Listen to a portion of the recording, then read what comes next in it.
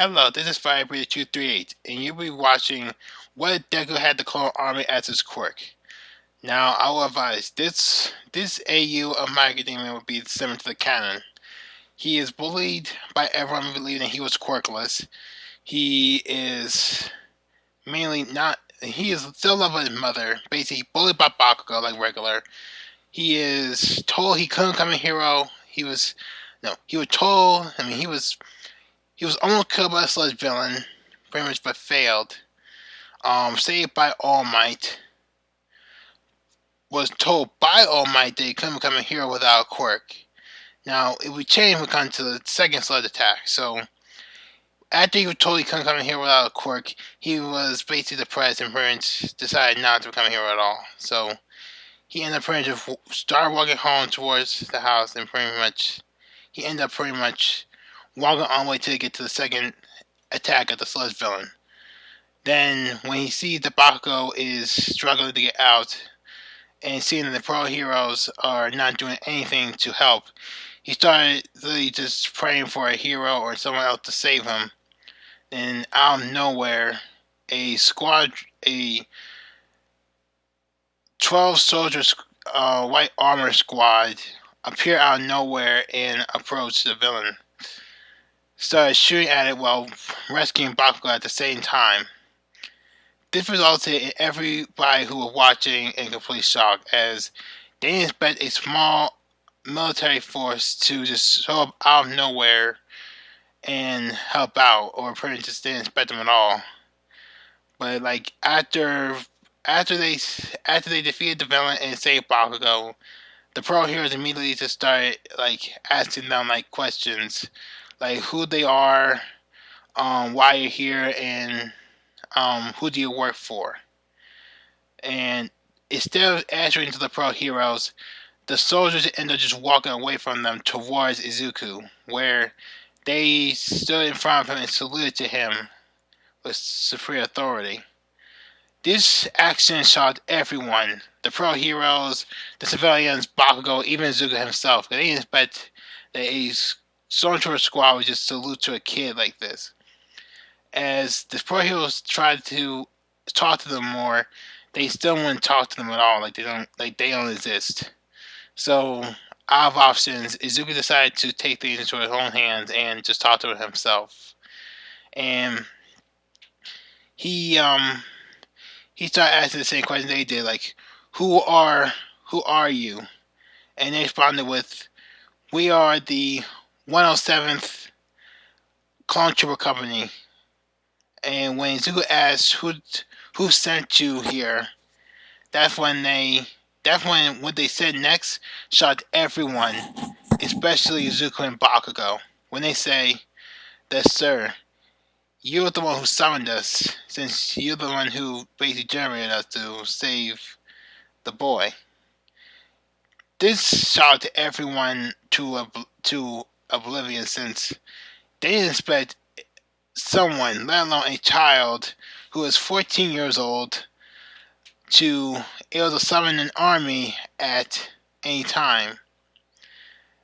Then Bakugo's case, on the other hand, he didn't expect it at all from someone who is like Deku, a quirkless nobody, a quirkless hero wannabe.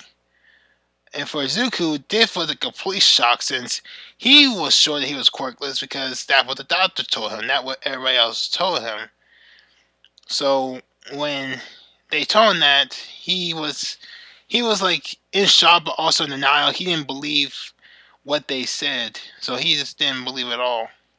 But as he thought about it, he started thinking about it, then literally out of nowhere, like seconds later, information started being uploaded into his head, like something was entering into him, like there was something there, like something was telling him that everything the clone said was true, that these soldiers are his soldiers, that they're his clone army, that he could create weapons, armor, soldiers, basically anything from the Clone Wars at his will. And he wanted to test it out even more, so he ended up using the information he gathered from the quirk and end up like thinking about creating another squadron. So he he summoned a squadron of ARC troopers, which appeared right in front of everyone once again. As a result, it basically shocked him even more to extreme, since he was sure, like everybody was sure he was quirkless. Everybody was sure that he was basically gonna be a quirkless nobody who can't do anything in life. Only to find that this person basically had a kid with incredible power, the ability to create an army. After this, the pro heroes end up taking Izuku and his clone troopers to the police station and contacting his mother. And once she arrives, they explain everything so far they saw and seen, like what happened.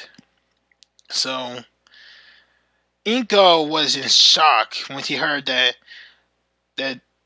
basically her son able to summon troops to his side.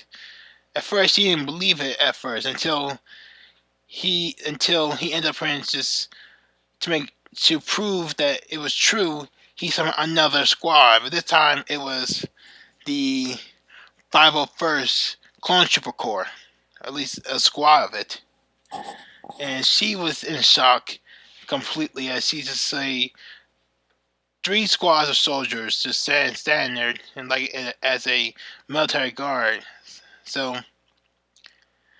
basically, from what so Izuku and Inko end up going to the doctor to see what happened. How did Izuku end up getting a quirk? He was diagnosed quirkless. So the doctors examined Izuku again to see exactly what happened. Then they found out that the result they were given were he was misdiagnosed to being quirkless. They would never ever actually quirkless, but his results were mixed up with someone else's. So after discovering this, they end up trying to figure out a way what they can do with his power. The kind of like then 2 pro heroes end up coming to the doctor where they are. Pro hero Eraserhead and pro hero All Might. They thought they might actually help Izuku with this case, since his power seemed incredibly strong to be stronger than anything they've seen before. Then Izuku had tried to Izuku basically was given a chance to become something better. Everybody believed he couldn't become a quirk because of the fact he didn't have a quirk, he couldn't become a hero. But his power was even stronger than anything, even more. Like, able to create himself an instant army is basically more than anything to comprehend. So what ended up happening is that basically Izuku ended up creating his own. He ended up trying to talk with the 2 pro heroes, and then they escort him to UA to talk to the principal. See what can they do too.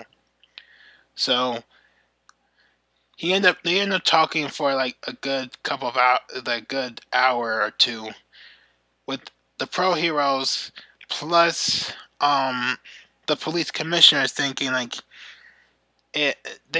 having a clone army like this can actually be a good thing. And Izuku actually agreed with this, since his power can basically make like Japan more secure than ever before, more than anything like ever happened. Like, so pretty much the principal and the police commissioner end up like making a deal with Izuku that they would give him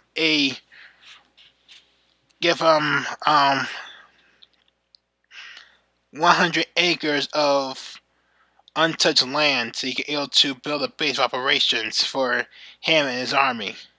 In exchange, they will create an army for create forces for their police force, for the police, their SWAT, their military, everything, basically. It also help upgrade the technology they have, their current technology, to match Izuku's technology skills too. So Izuku ended up agreeing with this idea, so they end up giving him 100 acres of forest lands so he can able to work with, and it was more than enough. So the first thing he done with it is to create a clone facility on the untouched land, on the land, creating a cloning facility where they use for weapons manufacturing, arm manufacturing, vehicle manufacturing, cloning manufacturing, everything, literally. And during the time, he was basically help. Um, he would also make sure the clones were also helping patrol the streets, like kind of like same status as Pro Hero, but something not entirely. Like pretty much, they ended up making a deal where some of the clone troopers would act like kind of like Izuku would have authority like above a general. Like I would say like supreme leader, kind of like supreme leader Snow, but not entirely. Like the clone would act the pro heroes like generals or probably their comrades somewhere. Like the pro hero can command the clone army as well, but like they can't create them though, like Izuku can. So that was a deal. So and he had no problem with this. And for the past 10 months, Izuku had been creating an army of clones that help the police in major ways, also help do a lot of things. While secretly Izuku was also trying to help, like, even more than any hero had ever done. Like, he started to use the technology to find a way to hunt down heroes. Like, he has special cores, like for the 50, like, okay, for example, he ended up creating his own Death Trooper Corps, where basically the Death Trooper act like an elite version of a clone trooper, where they are literally the kind of like the most dangerous one. Like when they end up actually fighting villains. So like if the police commission has given Izuku permission to attack the villains on Liberation Front or the Liberation Army, Izuku would just use the Death Troopers himself and the Death Troopers to get the job done, while also secretly creating having different clone branches of his army in different parts of Japan, having UA to be part of his central command, close to it to make sure they feel protected. Then the two islands, Numbers Island and I Island, would be protected even better. Like I Island, like you would have like a brand, like say, eat like I Island and Numbers Island would have about close to 2,500 soldiers, give or take. Maybe more if I think about it, but that's what I would say right now. So, but anyway, so Izuku basically had that. Izuku's also basically somewhat. He's like a military contractor for the government, like in a way, since he's kind of like he's also slowly getting noticed by his forces because he's like everybody now knows that he's had the power to create himself an army. So the more, then his army is also being seen almost everywhere. Like most places we like where some police would probably be where guarding, you'll see clone troopers instead of regular police or regular SWAT. Even like if you had a high priority target or that's being guarded by the police, you'll see like stormtrooper protecting them, or maybe death troopers probably better since it'd be better guards anyway. But after that, while during that time, Izuku's also getting paid by the police and also the government over time. Like over the time, he also did. He has the more soldiers he gets, the more that he becomes richer. Like he's basically becoming rich during the time. Now, in this case, in this fight right now. I feel like he's. I won't believe he probably if he did go the way, be more like a support. He wouldn't try to become a hero. More like he's just a support and kind of like a military like security advisor or maybe military advisor for the UA. Like having own UA special forces. Like he would have his own branch within UA as an own military. So UA would feel more safe. So they have Izuku soldiers all over the place. Now he also helped upgrade some of the technology that UA lacks, like better security, better everything. Like everyone knows exactly, even able to know the difference between like a transformation person, like basically just Toga transform to anyone. And then also tell exactly, yeah. So anyway, Izuku will end up pretty much like working on the sidelines while also being like the head, being the main headline of the news, media, everything. So he'll be known extremely. So a lot of that. Anyway, so after Izuku basically is doing that, like his mind will stay the same. Like he won't alter from being a good person. He'll stay the same as he is.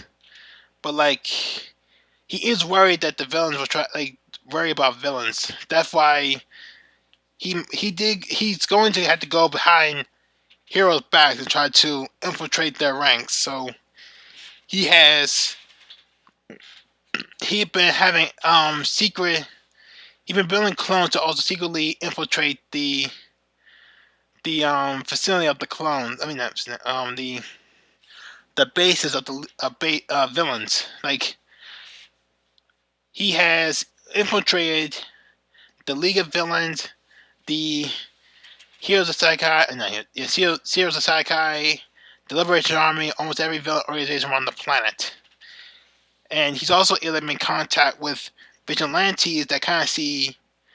He can tell that they want to see the world where the strong and mighty don't seem like the strong and mighty don't be in charge. So that's why Stain has joined forces with him. And it's also the fact that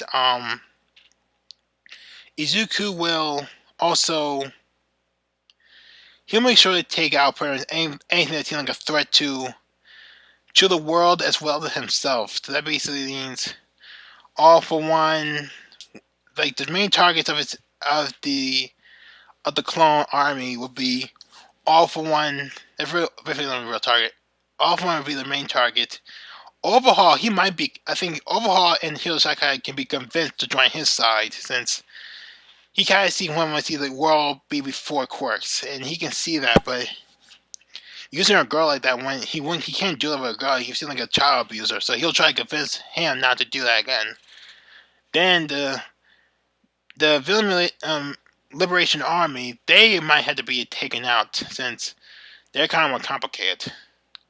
And they also have to deal with, then basically almost everyone can be convinced when it comes to the case for the League of Villains and All for One. So I think like when it comes to vigilante like Stain, he would definitely join. But like let's say I think the Doctor would probably have to be killed. I think like once Izuku finds out about once infiltrate the League of Villains, they'll find everything out they can, and they'll locate about the Namu, and then debate the Doctor about who that created the Namu, and will inform the hero about this. And he'll find a way to do it without risking the people figuring out that he had been secretly infiltrating their ranks, getting information as much as he can. And after a while, he will literally, in one fell swoop, he will literally hunt down the villain he specifically his primary targets, with basically All for One and Liberation Army. After that, it'd be just basically just securing the future of Japan and the world. Okay, that's done. Just leave a comment about what you think about it, and I'll talk to you later. Bye.